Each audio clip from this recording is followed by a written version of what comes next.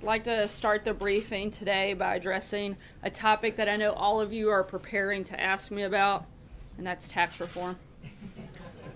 A couple of you got it. The initial House tax reform bill will be introduced on Wednesday by the Ways and Means Committee. This is the product of months of work and is now going through an open process in the House. The committee plans to mark up the bill next week, starting on Monday. The House is likely to consider the bill week of November 13th. In order to stay on pace, we want to see a House bill passed by Thanksgiving. This is a very aggressive timeline, but one that will help us get tax cuts this year so families and businesses can plan for 2018. We look forward to the details of the tax bill being released on Wednesday, but today I want to take a step back and explain what we're working to do using an anecdote we can all understand. This story has been floating around the internet for a while, and it's important to keep in mind that the numbers are not exact, and I'm also not encouraging any drinking. So file that away. It's mostly for my parents. But I think you'll enjoy it. Suppose that every day 10 people, for our purposes, we'll say reporters, go out for beer, and the bill for all 10 comes to $100. If these 10 reporters paid their tab every night the way we pay our taxes, it would go something like this. The first 4, the poorest, would pay nothing. The 5th would pay $1. The 6th would pay $3. The 7th would pay $7. The 8th would pay $12. The 9th would pay $18. The 10th, the richest, would pay $59. So that's what they decided to do. The 10 reporters drank in the bar every day and seemed quite happy with the arrangement until one day the bar owner threw them a curveball. Since you're all such good customers, he said, I'm going to reduce the cost of your daily beer by $20. Drinks for the 10 reporters would now cost just $80. The group still wanted to pay their bill the way we pay our taxes, so the first 4 were unaffected. They would still drink for free. But what about the other 6? How could they divide the $20 windfall so that everyone would get their fair share? These are the reporters after all, so they're concerned with fairness. They realize that $20 divided by 6 is $3.33.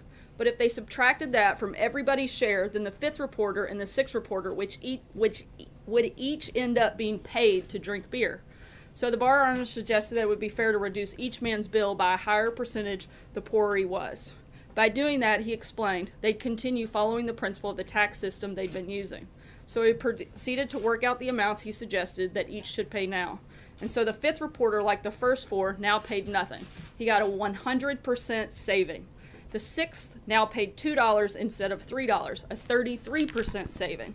The 7th now paid $5 instead of $7, a 28% saving. The 8th now paid $9 instead of $12, a 25% saving. The 9th now paid $14 instead of $18, which was a 22% saving. And the 10th now paid $49 instead of $59, a 16% saving. So each of the 6 was better off than before, and the first 4 continued to drink for free. But once outside the bar, the reporters began to compare their savings. I only got $1 out of the $20 saving, declared the 6th reporter, and she pointed to the 10th reporter. He got 10. Yes, that's right, exclaimed the 5th reporter. I only saved $1 too. It's unfair that he received 10 times more benefit than me. That's true, shouted the 7th reporter. Why should he get $10 back when I only got 2? The wealthy gets all the breaks. Wait a minute, yelled the first 4 reporters in unison. We didn't get anything at all. This new tax system exploits the poor. The 9 reporters yelled at the 10th and made him feel bad. So the next night, the 10th man didn't show up for drinks, and the 9 sat down and had their beers without him. But when it came time to pay the bill, they discovered something important. They no longer had enough money between them all to even cover half of the bill. And that, ladies and gentlemen, is how our tax system works. The people who already paid the highest taxes will naturally benefit from a tax reduction, but not the largest percent benefit. Taxing them too much, attack them, and they might start drinking overseas where the atmosphere is somewhat friendlier. This is a silly story, of course, but it illustrates some very important points. Our tax cuts and reforms will create a fairer system that works better for everyone, and it will make our country the friendliest in the world for American families trying to build a better life for themselves and their children, and for American companies seeking a competitive edge. And I'll be happy to get that story to everybody so that you can get those numbers later. Again, I know that may be an oversimplification, but I think it paints a very good picture of the tax system. And with that, I'll take your questions. Sarah, first I'd like to get the White House reaction to the indictments of Paul Manafort and Rick Gates and the plea agreement. with George Papadopoulos, and specifically, I know we have heard a couple of tweets from the president. If you can help me understand, when he says, why aren't crooked Hillary and the Dems the focus, is the president saying that Special Counsel Mueller should really be investigating Hillary Clinton and the Democrats? And is he going to rule out once and for all firing Robert Mueller? Look, I'll address the second question first. President said last week, I believe it was last week, and I've said several times before, there's no intention or plan to make any changes in regards to special counsel. But look, today's announcement has nothing to do with the president, has nothing to do with the president's campaign or campaign activity. The real collusion scandal, as we've said several times before, has everything to do with the Clinton campaign, Fusion GPS, and Russia. There's clear evidence of the Clinton campaign colluding with Russian intelligence to spread disinformation and smear the president to influence the election. We've been saying from day one there's been no evidence of Trump-Russia collusion, and nothing in the indictment today changes that at all. But the George Papadopoulos agreement is about the campaign. It is specifically about the campaign. It has nothing to do with the activities of the campaign. It has to do with his failure to tell the truth. That doesn't have anything to do with the campaign or the campaign's activities. But it is the clearest evidence yet of ties between the Trump campaign and Russian officials. So Again, there are no activities or official capacity in which the Trump campaign was engaged in any of these activities. Most of them took place well before the campaign ever even existed. John? Sarah, can you just explain what George Papadopoulos' role with the campaign was? It was extremely limited. It was a volunteer position. And again, no activity was ever done in an official capacity on behalf of the campaign in that regard. And what about the outreach that he was making to campaign officials to try to put together this You meeting? mean that outreach that was repeatedly denied and pushed Well, away that's and said, what I meant. we're not going to take any That's what action I on that? meant. Can you explain what happened with his outreach? He reached out and nothing happened beyond that, which I think shows, one, his level of importance in the campaign, and two, shows what little role he had within coordinating anything officially for the campaign. Sarah. Thanks a lot, Sarah. I wanted to ask about Mr. Mueller's investigation. The president at times has called it a hoax, and he's called it a witch hunt. You've used similar type of language before as it relates to his investigation. Last week you indicated, Sarah, that you believe that Mr. Mueller is wrapping up his investigation. And I've heard similar things coming from other senior administration officials. Do you still believe that Mr. Mueller is in the process of wrapping up his investigation? We still expect this to conclude soon, yes. Francesca? Thank you, Sarah. Paul Manafort was high-ranking in the president's campaign at one time. I'd like to know what the president's relationship is with him now. Do they still talk? When was the last time they might have had contact? As far as we can tell, we know that they haven't spoken in several months. The last known conversation was back all the way to February. And as far as anything beyond that, with Paul, I'm not sure of any Rick other Gates as well? contact. I know that there was some initial contact after the president was sworn in with him at meetings here at the White House, but nothing directly with the president. Deborah? Yeah, thank you, Sarah. On March 31, according to the affidavit by Mr. Papadopoulos, he attended a foreign policy meeting. The president was there. He said that he talked about how that Russia wanted to talk to the president. What did the president think when he said he wanted to arrange a meeting between Trump and Putin? And how did other people in the campaign react to that? I'm not sure that the president recalls specific details of the meeting. Again, it was a brief meeting that took place quite some time ago. It was the one time that group ever met. And beyond that, I really don't have anything to add. John, Gizzy? Yeah, thank you, Sarah. As you mentioned, Mr. Manafort and Mr. Gates were named in this for things not having anything to do with the campaign, but with alleged money laundering regarding other business. Now, under those circumstances, would the president consider or rule out pardoning either of them? I haven't had any conversations with him about that. I think we should let the process play through before we start looking at those steps. And Papadopoulos at this time was referring to Jeff Sessions at the time, who was overseeing Trump's Foreign Policy Advisory Committee. What does this mean for Jeff Sessions? Somebody on a volunteer committee, I'm not sure how that would impact the Attorney General directly. Can you say, given what we have learned over the last few hours, can you say when the president was first aware that Russia was behind the hacking and was in the possession of emails, what they consider to be damaging emails about the Clinton campaign that they were trying to get to the Trump campaign? When was he first aware of that? I'm not sure of the specific date of when that took place, so I'd have to look into back into stuff. Sarah, does the president regret having hired Paul Manafort to be his campaign manager? And is he and the rest of the White House concerned that this issue will distract from tax reform and the other domestic policy and foreign policy? We're not worried about priorities? it distracting because it doesn't have anything to do with us, because this is something that is action that took place outside of the campaign or campaign activity. And as far as whether he regrets having hired him to be a campaign manager? I didn't ask him that question specifically. Sarah, how can you describe Mr. Papadopoulos as having a limited role when there's a photograph of Mr. Papadopoulos sitting at a table with The then president candidate has Trump thousands at a of national photographs security with meeting? millions of people, so. He was also cited by then candidate Trump in a meeting with the Washington Post as to who his top foreign policy advisors are. That seems to fight against what you're saying. And also, how is it not collusion when George Papadopoulos is in contact with various people who are promising dirt on Hillary Clinton? A series of events that closely mirrors what occurred with the president's own son. This individual Being in was contact on with a. Russians in pursuit of information Finish that your was monologue damaging there. about the Clintons. How is all of that not collusion? Look, this individual was the member of a volunteer advisory council that met one time over the course of a year, and he was part of a list that was read out in the Washington Post. I'd hardly call that some sort of regular advisor, or as you want to, push that he's like a senior member of the staff. He was not paid by the campaign. He was a volunteer on a council that met once. Worried about what you're going to say about these collusion activities, Sarah.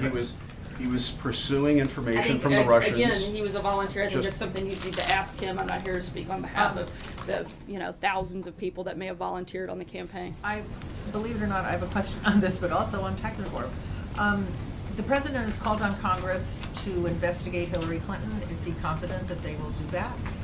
I think that's a question you have to ask Congress, but I think that there are enough reports and enough information out there that seems to suggest it might not be a bad idea. Any congressional leaders of committees I that don't they know plan to if do I that? don't know if he's had a member of Congress specifically tell him that they're planning. My for question that. about tax reform is where does the president stand on the idea of phasing in the corporate tax cut so it would reach 20% sometime around 2022? I think the president's been clear that his priority is to make sure that that's where we start with the tax plan currently. I think, again, he's laid out what his principles are. As of right now, that hasn't changed, and don't anticipate that it will. Major? Sarah, just so we have the terminology straight, when you say George Papadopoulos had no official capacity, what do you mean by that? I mean, he was a volunteer on the campaign and a volunteer member of an advisory council that met one time. So these activities were entirely of his invention. No one asked him to do any of these things. Is that what you're telling the American public? I'm telling you that he was a volunteer member of an advisory council that literally met one The reason time. I ask is now there are two episodes in which people associated with the campaign at a rather high level, at least in one instance, and George Papadopoulos is a member of a foreign policy or military advisory committee, sought dirt on Hillary Clinton from people representing themselves as either linked to or associated with the Russian government. Is that just a coincidence? The only interaction I'm aware of that deals with this individual was him reaching out and being repeatedly denied. So that's all I can tell you is he asked to do things, he was basically pushed back or not responded to in any way. So any actions that he took would have been on his own, and you'd have to ask him about those because I can't answer. Later activities of the Correct. campaign to have that same kind of meeting at Trump Tower. I'm sorry? What explains the campaign's later involvement with those associated with the Russian government, or said they were, to get dirt on Hillary Clinton later in the campaign? We've Are these addressed that. things They too? took one are they meeting, coincidental? nothing came of it. No, I don't believe so. That does not indicate a pattern of trying to obtain that information from A that pattern government. of getting information about your opponent. No, the big difference here is you have a meeting that took place versus millions of dollars being sent to create fake information to actually influence the election. You compare those two, those are apples and oranges. What the Clinton campaign did, what the DNC did, was actually exchange money. They took a meeting. Those are far different, and one is pretty common practice in any campaign to take a meeting. The other one is actually paying money for false information. That's a big deal and a big difference. Thanks, Sarah. I have two questions for you, but first, if I could follow up on your comment there about the GPS dossier. This is an issue that many senior level administration officials have pointed to during these questions about the special counsel. Has the White House asked the Department of Justice to look into this issue? Not that I'm aware of. Can I follow up on Mueller? You've spoken with the president today? Yes, I have. Can you give us a little bit about his reaction to the news this morning? Obviously, news that swept the nation's capital. But how did the president respond to this news about two people who did work for his campaign? Was he disappointed that Paul Manafort received this news today that he was being charged on these 12 counts? He responded the same way the rest of us in the White House have, and that's without a lot of reaction because it doesn't have anything to do with us. We are now talking about two of the most senior members of the campaign at a very pivotal time, through and including the RNC last year, who are now under federal indictment For charged with something very they did serious crimes outside that of the admittedly campaign. they did not allegedly conduct during their work for the campaign. But doesn't it speak to the president's judgment that he would choose to have these two individuals in very high positions, having allegedly committed these crimes in the years leading up to their roles? These were seasoned operatives, not, you make it sound like they were, regular offenders that have been in massive amounts of trouble. These were seasoned operatives that worked on a number of campaigns. Paul Manafort was brought in to lead the delegate process, which he did, and was dismissed not too long after that. And the president has no regrets. Again, I didn't ask him that question specifically. April? Leads you to believe that the Mueller investigation will conclude soon? Do you also believe that there could be more indictments? And my third question, on another subject, welfare reform. The president talked about this a couple of weeks ago, and I've been trying to find out what is the focus, how do you plan to implement welfare reform? We haven't made any specific announcements when it comes to welfare reform. Those are ongoing conversations, and we're looking at ways to improve the system, but nothing specific to roll out at this time. I'm sorry, what was the first part of your question? The first one, what leads you to believe that this will conclude soon, the Mueller investigation? Have you been given a heads up? What? Those are the indications that we have at this time. I can't go, any further than that. Indications from who and where? Sarah, indications from where? As I just said, I can't go any further. And also, what about, you don't believe there'll be any more indictments at all? That's a question you'd have to ask Robert Mueller. You're saying that it's going to be concluded soon. I still attend that we believe that it will be concluded soon, but beyond that, I don't have anything else to add on a specific time frame.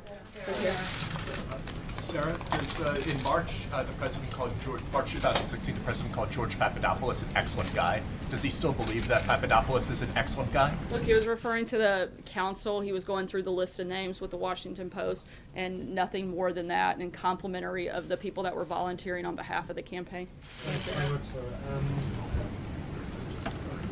Papadopoulos told me that a campaign supervisor told him, "I would encourage you to make the trip to Russia if feasible." How does that not constitute the campaign encouraging him to make contact with Russia? I'm not aware of that conversation, so I can't speak to that. Sir, at the end of the day, is there any concern at all from this administration, again, trying to drill down on what was asked earlier, that two people who worked for the president are now under indictment? One has pleaded guilty, and he promised to hire only the best people. Is this an example of the best people to hire? Look, again, this goes back to these were activities that took place outside of the scope of the campaign. I can't comment on anything they did. But are these the best people to hire? Look, the president hired Paul Manafort to handle the delegate process, which he did, and he was dismissed not too long after that. Sarah, last week the administration opposed a federal judge's decision that allowed an undocumented teen immigrant to have an abortion. Now that that case is over, it's been decided she's had that abortion. What is the White House reaction to that decision, and does it set a dangerous precedent going forward? I can't comment on the specifics of that at this point. Case at all? Did he comment on it? I didn't speak directly with him about the case. Sarah, thank you. I'd like to ask you about a different topic. Just breaking before the briefing, court banned the president from changing military policy on service by transgender people. What's the reaction from the White House and the plan moving forward in reference to this? Obviously, this is something just announced. The Department of Justice has it. They're reviewing it, and I'd refer you them to any specific questions. Congressman Gowdy this weekend had suggested that there should be an investigation into the leaks of the grand jury investigation or Robert Mueller's investigation. Do you think there should be an investigation? Are you all asking for an investigation? We haven't asked for that investigation to take place. An investigation? I think that anytime there is leaking of sensitive information, it should be looked into, but beyond that, we don't have any comment.